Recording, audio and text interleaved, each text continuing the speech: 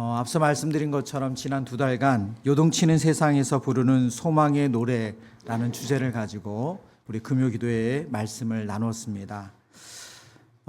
이 말씀을 준비하게 된 계기는요, 그 2달여 전에 계속해서 들려오는 국내 뉴스도 그렇고 해외 뉴스도 그렇고 무엇이 계속 안정이 안 되는 불안한, 뭐가 정리가 되고 그 다음이 있는 것이 아니라 계속해서 불안한 뉴스들만 계속 반복될 때였어요. 뿐만 아니라 날씨도 적응이 안 되는 날씨. 네. 그러면서 참 요즘 성도님들 마음 가운데 참 불안하고 또 조급해지고 또 마음이 요동치시겠다, 그런 묵상이 계속됐습니다. 그런 때에 우리가 어떻게 마음의 중심을 잡고 하나님 주신 소망을 붙잡을 수 있을까?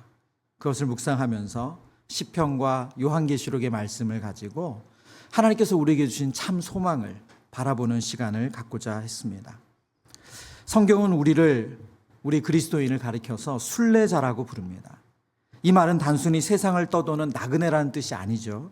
순례자란 돌아갈 본향이 있는 사람, 영원한 목적지를 향해 걸어가는 사람을 순례자라고 말합니다.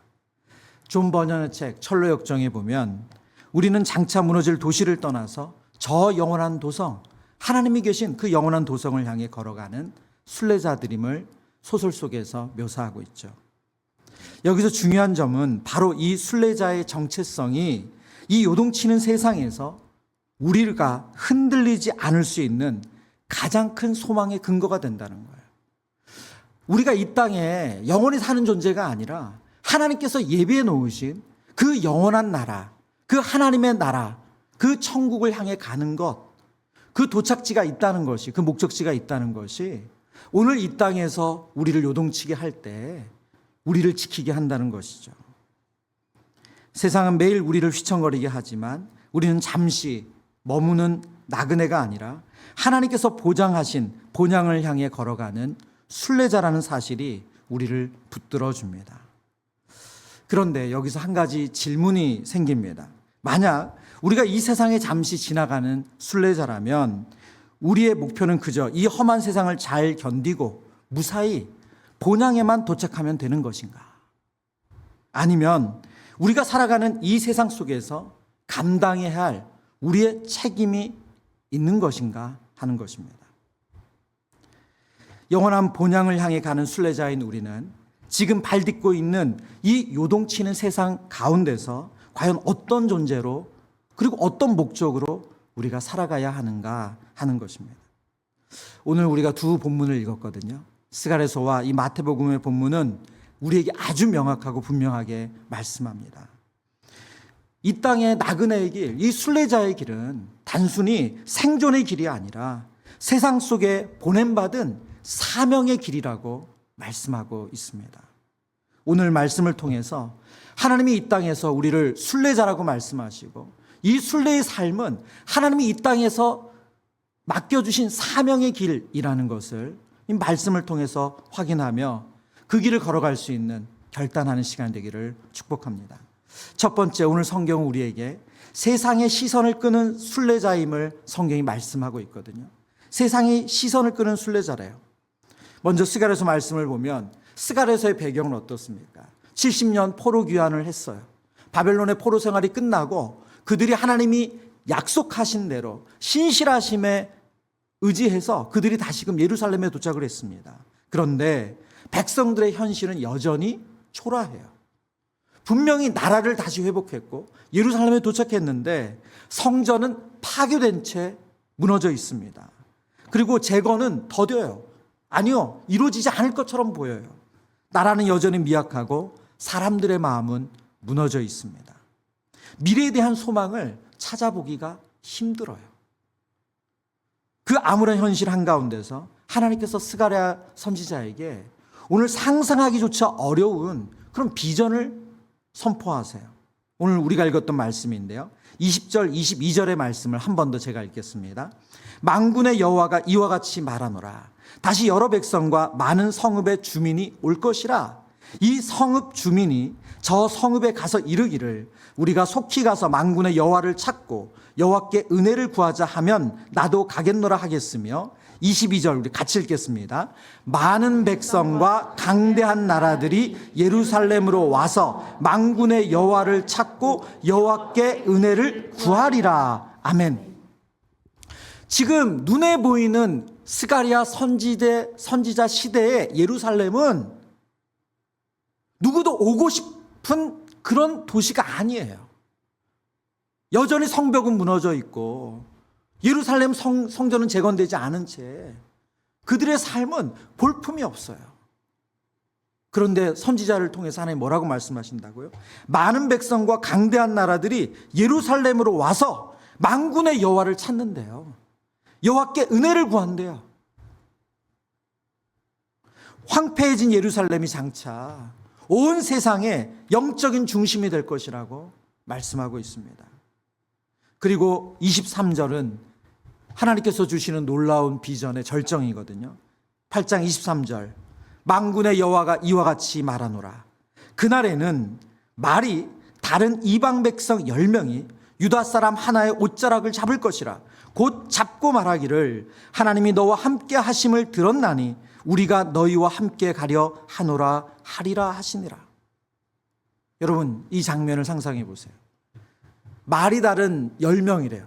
그러니까 다 다른 종족이죠. 언어가 다른 종족 사람 10명이 외국인들이 유다 백성을 붙잡는데요. 옷을 붙잡는데요. 나도 데려가 달라고. 나도 같이 가자. 붙잡는다는 거예요. 이유가 뭐라고요? 당신을 보니까 하나님이 당신과 함께 하신다. 나도 그 하나님 함께 하시는 복에 참여하기를 원한다. 지금 말씀드린 것처럼 스가랴 선지자 시대의 예루살렘은 전혀 그런 곳이 아니에요. 상상할 수가 없어요. 여러분 1950년 이전에 태어나신 우리 성도님들 이 자리에 계실 수 있습니다. 네. 혹은 그 어간에 전쟁이 끝나고 나서 폐허가 된 이 대한민국을 생각하면서 2025년 8월 29일의 대한민국을 상상할 수 있었을까요? 가끔 요즘 뭐 해외 언론에서 보도하는 한국에 대한 뉴스를 보면 이게 현실인가 할 정도로 사람들이 우리나라에 대한 긍정적인 이야기, 위상이 높아진 것을 보게 됩니다. 최근에 관광 트렌드가 바뀌었대요.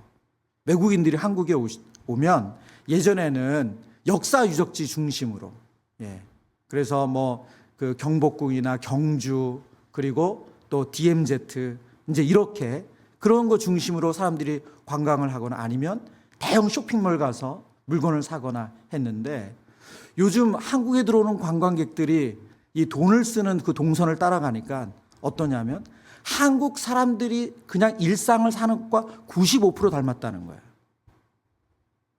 그래서 뭐 하시냐면 그분들이 와서 저녁에 편의점 가서 컵라면 드시고 삼각김밥 먹고 올리브영 가서 화장품 사고 한강 가서 여러분 줄은 안 그랬지만 캔맥주 마시고 치킨 시키고 한강 라면 먹고 그냥 대단한 걸 하는 게 아니라 그냥 한국 사람들이 사는 그 일상을 그대로 따라가는 게 관광의 패턴이 되고 있대요. 왜요? 드라마 속에서, 영화 속에서, 노래 속에서 보여주는 그런 한국 사람들의 모습이 너무 그럴싸하고 대단해 보여서 그렇게 관광의 트렌드가 바뀐다는 거예요. 75년 전에 상상이나 할 수 있었겠어요? 이 땅에 제대로 된 병원 하나 없고 제대로 된 학교 하나 없고 다 무너진 그 땅에서 상상이나 할 수 있었겠어요? 오늘 다시 본문으로 돌아와서 예루살렘 성에 여전히 성전이 재건되지 않은 그때 하나님께서 스가랴 선지자에게 이 말씀을 하셨어요. 너희 말을 다른 10명이 유다 사람을 붙잡고 옷자락을 잡는다. 단순한 호기심이 아니죠. 간절한 호소죠. 절박한 요청입니다. 필사적으로 원한다는 거예요. 그들이 원하는 게 무엇이었습니까? 오늘 본문에 보면 군사력입니까? 경제력입니까? 아니요. 그들의 입에서 뭐라고 말하고 있습니까? 하나님이 너희와 함께 하심을 들었노니 우리가 너희와 함께 가려 하노라. 하나님이 너희와 함께 하시는 것을 우리가 들었다. 그래서 당신을 따르기 원한다. 세상 사람들의 마음을 움직인 것은 유다 백성들의 대단함이 아니라 그들 가운데 임재하시는 하나님의 영광이었습니다. 성전에 임하시는 하나님의 영광, 그 쉐키나, 그 하나님의 임재가 하나님의 백성 공동체에 임하는 것을 보고 사람들이, 그 공동체의 사람들을 붙잡았다는 거예요. 하나님께서 하나님의 자녀된 우리에게 부르신 그 부르심의 첫 번째는 우리에게 무언가 대단한 것을 이뤄내라고 하신 것이 아닙니다. 하나님의 임재가 머무는 백성으로 살아가라는 것이에요. 그렇다면 이 하나님의 임재는 어떻게 세상에 보여졌을까요? 초자연적인 기적이나 특별한 표징으로 나타나는 것입니까? 오늘 성경을 보면 그렇지 않습니다. 스가랴 8장 19절 말씀인데요. 19절 후반부만 보겠습니다. 후반부. 우리 색칠자 한 본문 같이 읽어볼까요? 시작. 오직 너희는 진리와 화평을 사랑할지니라. 오직 너희는 진리와 화평을 사랑할지니라. 하나님께서 이 예루살렘이 변화될 것, 이렇게 바뀔 것이다, 이런 일이 일어날 것이다, 그 비전을 선포하시면서 이스라엘 백성들에게 요구하신 게 뭐냐? 오직 너희는 진리와 화평을 사랑할 거래요. 어떤 특별한 기적이나 대단한 무엇을 이루는 것이 아니라 하나님의 임재는 하나님의 백성이 정의와 긍휼을 행하고 거짓과 분열 대신에 진리와 화평을 선택하는 삶을 살아내는 것을 통해서 하나님이 임재하신다는 것을 보여준다는 거예요. 팀 켈러 목사님이 쓰신 정의란 무엇인가는 책이 있습니다. 이 책에서 성경적인 정의를 이렇게 설명해요. 성경이 말하는 정의, 미시파트는 단순히 재판에서 옳고 그름을 가리키는 공정성을 의미하지 않습니다. 그것은 사회적 약자를 돌보고 이웃을 책임지며 공동체 안에서 하나님의 성품을 드러내는 삶의 방식입니다. 또한 자비, 헤세드는 순간적인 동정심이 아니라 언약적 사랑으로 끝까지 책임지는 충실함입니다. 성경이 말하는 정의, 성경이 말하는 공의는 하나님의 언약적 사랑에 근거해서 연약한 이웃, 사회적 약자, 그리고 그들을 돌보고 사랑하는 것이래요. 성경에서 의인이라고 부를 때 단순히 죄를 안 짓는 사람을 가리키는 것이 아닙니다. 핑켈러 목사님의 말처럼 의인은 자신의 자원을 사용해서 하나님의 뜻대로 가난한 자와 소외된 자를 돌보는 사람입니다. 하나님은 바로 그런 사람을 의롭다고 부르신다는 거예요. 바로 이것이 스가랴가 말하는 임재의 증거였습니다. 거짓과 경쟁, 불의와 증오가 가득한 세상에서 하나님의 백성은 진리와 화평을 사랑하고 약자를 돌보고 서로 용서하고 진실과 사랑의 공동체를 이룰 때 세상은 거기서 빛을 본다는 거예요. 거기서 하나님의 임재를 확인한다는 거예요. 제가 이 말씀을 묵상하다가 그러면 이스라엘 사람들은 세상과 다른 사람들이었습니까? 특별히 그들은 인격적으로 훌륭한 사람들만 골라서 그런 DNA를 가지고 태어난 사람들입니까? 그래서 이들이 진리와 화평을 행하는 건가요? 하나님의 임재가 어떻게 그들을 바꾼 건가요? 하나님의 임재란 무엇입니까? 하나님이 주인이시라는 거예요. 내 생각, 내 욕심, 내 감정이 나를 이끄는 것이 아니라 하나님이 주인 되셔서 하나님의 말씀의 지배, 그 통치를 받는다는 거예요. 똑같이 화를 낼 수 있지만 화를 내지 않고 긍휼히 여기고, 내 것을 먼저 챙길 수 있지만 내 것을 챙기기보다 같이 나누고, 그것을 통해서 하나님의 임재를 보여주신다는 거죠. 세상이 줄 수 없는 평안과 소망이 하나님의 임재가 있는 공동체에서 드러납니다. 하나님이 저들과 함께 하신다는 것을 볼 수 있다는 거예요. 이것을 성교학적으로 구심적 선교라고 합니다. 구약의 선교가 보여진 기본적인 그림입니다. 이사야 2장 2절의 말씀인데요. 이사야 2장 2절. 말일에 여호와의 전에 산이 모든 산 꼭대기에 굳게 설 것이요 모든 작은 산 위에 뛰어나리니, 우리 마지막 구절 만방이 같이 읽습니다. 만방이 그리로 모여들 것이라. 만방이 그리로 모여든대요. 예루살렘으로 모이고 시온산으로 모인다는 거예요. 구심적 선교예요. 하나님의 임재가 있는 그 매력적인 모습을 보고 하나님을 알지 못하는 사람들이 모여든다는 거예요. 열방은 무력이나 강압에 의해서 끌어오는 것이 아니라 하나님의 임재가 주는 매력 때문에 스스로 걸음을 옮겨서 예루살렘으로 몰려온다는 것입니다. 오늘날도 마찬가지입니다. 하나님의 임재가 충만한 공동체는 세상 사람들에게 강력한 자석과 같은 그런 힘을 발휘합니다. 조건 없이 용납하고 섬길 때 세상은 저분들은 달라, 그런 사랑의 공동체로서 하나님의 임재를 보여주죠. 위선과 거짓에 지친 세상은 교회 안에서 진리를 존중하는 모습을 보고 다시 소망을 되찾습니다. 여러분, 교회의 타락은 치리가 사라지는 것부터예요. 권징이 사라지면서 교회는 타락하기 시작했습니다.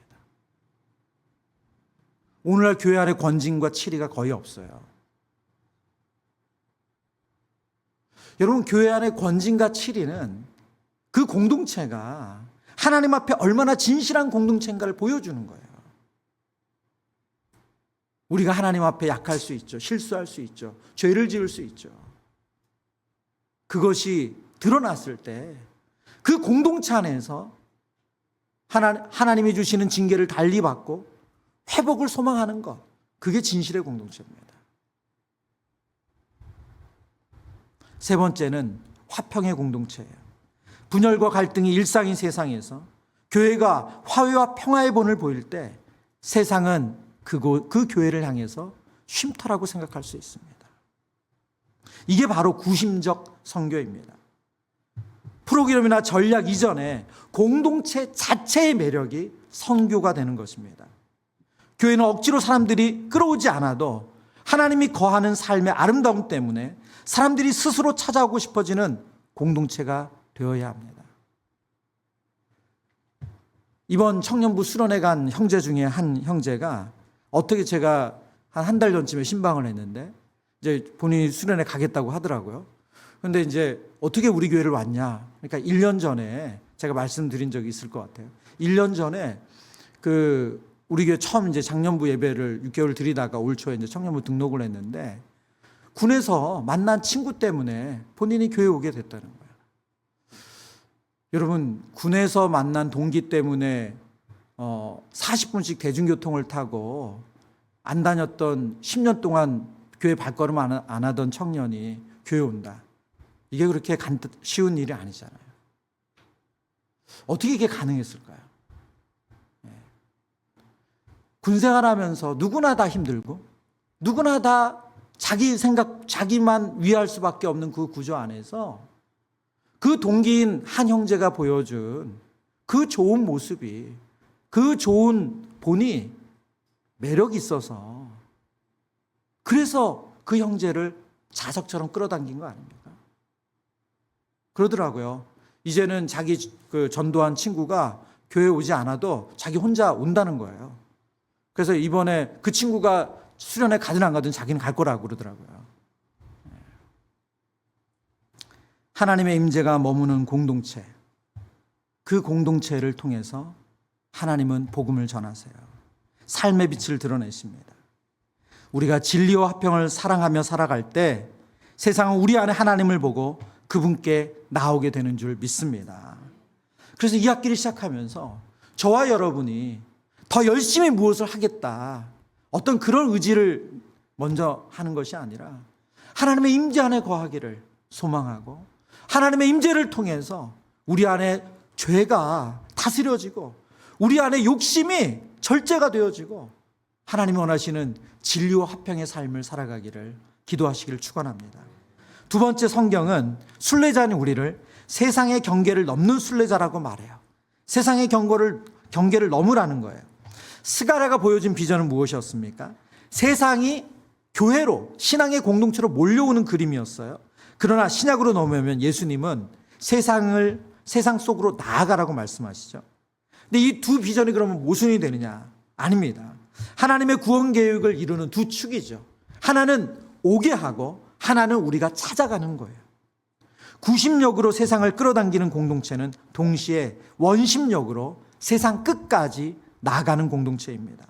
마태복음 28장 18절에서 20절 말씀, 우리가 오늘 읽었던 말씀인데요. 우리 한 번 더 소리내서 같이 읽어보겠습니다. 예수께서 나와 말씀하여 이르시되 하늘과 땅의 모든 권세를 내게 주셨으니 그러므로 너희는 가서 모든 민족을 제자로 삼아 아버지와 아들과 성령의 이름으로 세례를 베풀고 내가 너희에게 분부한 모든 것을 가르쳐 지키게 하라. 볼지어다 내가 세상 끝날까지 너희와 항상 함께 있으리라 하시니라. 아멘. 예수님의 이 명령, 대위임 명령이라고 하죠. 이 명령은 크게 세 부분으로 나눌 수 있습니다. 첫 번째는 사명을 주시는 근거예요. 사명을 주시는 근거가 뭡니까? 예수님의 권세예요. 하늘과 땅의 모든 권세를 내게 주셨으니, 하나님께서, 예수님께서 제자들을 향해서, 우리를 향해서 모든 족속으로 제자를 삼으라는 이 명령을 하시는 근거는 무엇입니까? 그것은 우리의 열정이나 전략에 있지 않고 바로 부활하신 예수님의 권세에서 시작됩니다. 그분의 권세가 사명의 뿌리예요. 우리는 세상의 조롱과 핍박 앞에서도 담대할 수 있는 이유는 우리 자신이 뭔가를 이룬 사람이어서가 아니라 바로 우리에게 그 명령을 하신 예수님의 권세 때문에 그렇습니다. 여러분, 그게 대사잖아요. 앰버서더잖아요. 그렇죠. 누구의 권위를 가지고 가느냐 하는 거잖아요. 우리를 보내신 분의 권세가 바로 하늘과 땅의 모든 권세를 가지신 예수님이신 줄 믿습니다. 그래서 때로 저와 여러분이 연약한 모습이 있고 부끄러운 모습이 있어도 누구 앞에 서든 우리가 복음을 부끄러워하지 않아야 해요. 두 번째, 사명의 핵심입니다. 그러므로 너희는 가서 모든 족속을 제자로 삼으라고 말씀하세요. 여러분 이 본문에 관한 설교를 많이 들어보셨을 거예요. 헬라어 원문의 유일한 명령형 주동사는 제자 삼으라는 것입니다. 주님의 관심은 단순히 결신자 수를 늘리거나 등록교인을 더 많게 하라는 것이 아니죠. 한 사람을 예수님 제자로 세우는 것, 그것이 바로 사명의 본질이에요. 제가 이 주일 설교에도 그렇고 또 금요기도회 때도 여러 번 말씀드렸습니다. 그런 의미에서 저와 여러분에게 하나님 분명한 사명을 주셨어요. 우리의 가족을 제자 삼는 거예요. 우리의 자녀들을 제자 삼는 거예요. 하나님께서 우리의 바운더리에 있는 사람들을 제자 삼는 사명을 우리 모두에게 주셨습니다. 그리고 이 사명은 우리를 붙들어주는 영적인 닻이 됩니다. 사명이 분명할 때 성도는 고난 속에서도 무너지질 않아요. 여러분, 성경을 보면 사명이 분명한 사람들은 고난을 넉넉히 이겨냅니다. 예를 들어 볼까요? 요셉 어떻습니까? 그는 어린 나이부터 하나님이 꿈을 주셨어요. 그 꿈, 형들의 곡식단이 내 단에 절한다. 현실은 정반대였죠. 배신당하고 종살이하고 억울한 감옥에 갇히고, 그러나 하나님 주시는 이 꿈 사명이 있었기 때문에 그는 고난을 낙심의 이유가 아니라 하나님을 더 의지하는 방향으로 삼았습니다. 결국 그 꿈은 애굽의 총리가 돼서 많은 생명을 구하는 것으로 성취되었죠. 다윗은 어떻습니까? 그는 일찍 하나님이 왕 삼으실 것을 기름 부어 주셨어요. 그러나 그가 왕이 되기는 순탄치 않았죠. 사울의 창을 피하고 광야에서 전전했습니다. 그 기간이 무려 10여 년이에요. 하지만 주님이 주시는 부르심이 있었기에 그는 고난을 도망의 이유가 아니라 하나님을 더 의지하는 기회로 삼았습니다. 다니엘은 어떻습니까? 바벨론의 포로로 끌려갔어요. 그러나 나는 왕의 음식으로 자신을 더럽히지 않겠다. 그게 분명한 사명의식이 있었기 때문에 다니엘은 이방의 제국 속에서 흔들리지 않고 믿음을 끝까지 순전하게 한결같이 지켰습니다.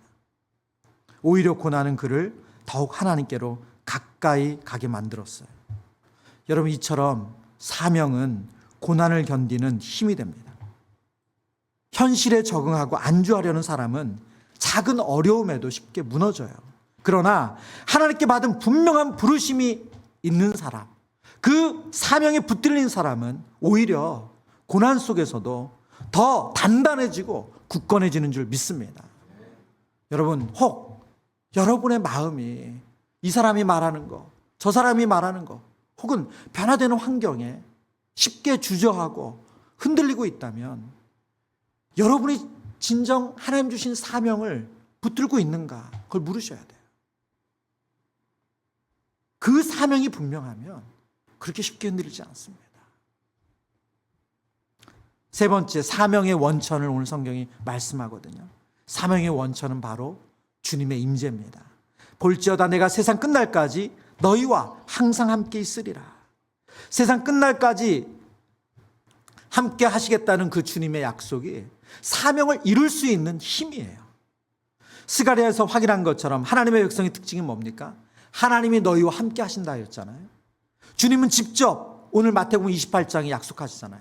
세상 끝날까지 너희가 이 사명을 감당하는 그 모든 순간 내가 너희와 함께 하겠다. 바로 이 하나님의 임재가 순례자인 우리를 붙드는 능력인 줄 믿습니다. 예수님은 제자들에게 사명을 맡기시고 알아서 해라 방치하지 않으셨어요. 사명을 주시면서 동시에 내가 너희와 항상 함께 있겠다 약속하셨고 그 약속을 신실함으로 지키셨습니다. 저와 여러분 모두 언젠가 주님 앞에 설 거예요.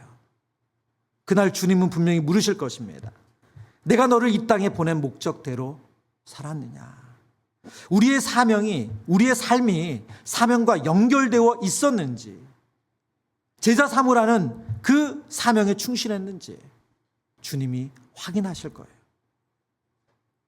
다시 한번 말씀드립니다. 제자 삼으라는 사명은 특별히 헌신된 어떤 목회자나 선교사에게 주신 사명이 아니라 여러분과 저, 우리 모두에게 주신 사명이에요. 모든 그리스도인들, 모든 순례자에게 주신 예외 없는 사명입니다. 그러므로 우리가 공부하는 이유도, 돈을 버는 이유도, 가정을 세우고 사랑을 나누는 이유도 결국 이 사명을 이루기 위한 것이라는 것을 기억하시길 바랍니다. 세 번째, 오늘 성경은 순례자는 우리를 향해서 세상의 한복판에 선 순례자라고 말해요. 그러면 세상의 한복판에 선 순례자는 어떻게 해야 되는가? 바로 머무름과 나아감의 거룩한 균형을 갖춰야 된대요. 앞서서 우리가 두 가지의 하나님께서 순례자의 모습을 보여주셨습니다. 두 가지의 비전이죠. 하나는 스가랴 선지자를 통해서 매력, 하나님의 백성 공동체, 하나님의 임재를 보여주는 공동체를 통해서 사람들이 몰려오는 거예요. 다른 하나는 예수님께서 마태복음의 마지막 대위임 명령을 통해서 세상 속으로 나아가라 말씀하신 겁니다. 이 둘은 서로 다른 이야기가 아니라 하나님의 구원 계획을 이루는 두 축입니다. 마치 숨을 들이쉬고 내쉬는 것 같이 같은 거예요. 모이는 곳과 흩어지는 것은 교회가 하는 거룩한 호흡입니다. 이 두 비전을 연결하는 핵심 고리가 무엇입니까? 바로 하나님의 임재예요. 스가랴는 세상이 이렇게 증언한다고 말했잖아요. 하나님이 너희와 함께 하심을 우리가 본다. 마태복음에서도 예수님께서 내가 세상 끝날까지 너희와 함께 할 것이다. 결국 같은 영적인 원리죠. 하나님의 임재가 교회 안에 충만히 드러날 때 세상은 그 하나님 함께 하심을 보고 몰려오고 동시에 그 임재를 힘입어서 교회는 세상을 향해 나아갑니다. 이게 바로 머무름과 나아감이에요. 예수님의 사역과 삶을 보면 예수님은 이 균형을 삶으로 본을 보여주셨어요. 하나님의 임재를 누구보다 사모하셨습니다. 그래서 예수님은 아무리 피곤하셔도 기도하셨고 사람들이 아무리 예수님께 몰려들어도 홀로 따로 혼자서 하나님 앞에 하나님의 임재를 사모하며 기도하셨습니다. 뿐만 아니라 예수님은 머무름에만 머물지 않으시고 언제나 세상을 향해 아버지께서 주신 사명을 향해 거침없이 나아가셨어요. 세리와 죄인들의 집에 들어가셨고 병자와 귀신 들린 자들을 찾아가셨고 그리고 십자가라는 세상의 가장 깊은 어둠 한가운데로 나아가셨습니다. 예수님은 머무름, 하나님의 임재를 사모함과 나아감, 세상과 사명을 향한 헌신의 균형을 삶으로 본을 보여주셨어요. 여러분, 우리가 순례자로 산다는 것은 이 두 가지의 균형을 갖추며 산다는 겁니다. 그리고 교회로 보면 이것이 바로 모이는 교회이고 흩어지는 교회죠. 함께 예배하고 기도하고 말씀을 배우고 우리 안에서 교제하는 모이는 교회. 그래서 우리는 모이는 교회로서 하나님이 주신 이 은혜를 마음껏 누려야 돼요. 또 동시에 흩어지는 교회, 다시 일터와 가정, 세상 속으로 나아가서 예수님의 대사로 살아가는 삶을 살아야 합니다. 만약 교회가 모이기만 한다면 어떨까요? 모이기만 한다면 그것은 안락한 성스러운 클럽으로 전락하고 맙니다. 반대로 흩어지기만 하고 모이지 않는다면 방향을 잃은 분주한 활동 집단으로 흩어져 버릴 것입니다. 순례자의 정체성은 이 두 균형을 잘 갖추는 거예요. 이제 말씀을 마치려고 합니다. 하나님께서 저와 이 자리에 계신 우리 모든 성도님들, 또 저를 순례자로 불러주셨습니다. 여러분, 순례자의 삶, 그 삶을 통해서 하나님은 이 땅에 우리에게 맡겨주신 사명을 이루기를 원하세요. 사도행전 1장 8절의 말씀처럼 성령의 임재가 우리를 붙들 때 우리는 예루살렘부터 땅끝까지 증인으로서 하나님의 임재를 경험하고 또 그 임재를 증언하는 삶을 살아낼 줄을 믿습니다. 지난 사역을 돌아보면 제 마음이 가장 흔들리고 낙심될 때 저를 붙들어 준 것은 화려한 예배나 어떤 거창한 프로그램이 아니었습니다. 오히려 한 영혼을 위해 눈물로 기도하고 용기 내어 복음을 전했던 작은 순종 속에서 하나님이 나와 함께하고 있다. 너희 사역과 함께하고 있다. 그것을 깨닫게 해주실 때예요. 너무나도 감사한 것은 이 말씀을 준비하고 묵상하는데 오늘 아침, 오늘 오전에 그런 만남을 허락해 주셨어요. 한 성도님의 신방을 통해서 하나님이 분명히 기도를 듣고 계시고 일하고 계신다는 것을 확인시켜 주셨어요.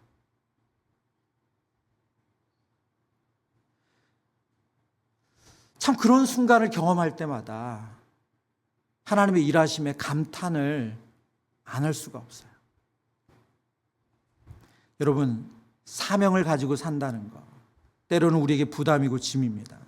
그러나 사명을 바르게 이해하면 사명은 짐이 아니라 오히려 풍랑 속에서 우리를 붙들어주는 닷이 되는 줄 믿습니다. 요동치는 세상 한복판에서 우리의 정체성을 잃지 않게 하는 힘은 바로 이 사명에 순종하는 것인 줄 믿습니다.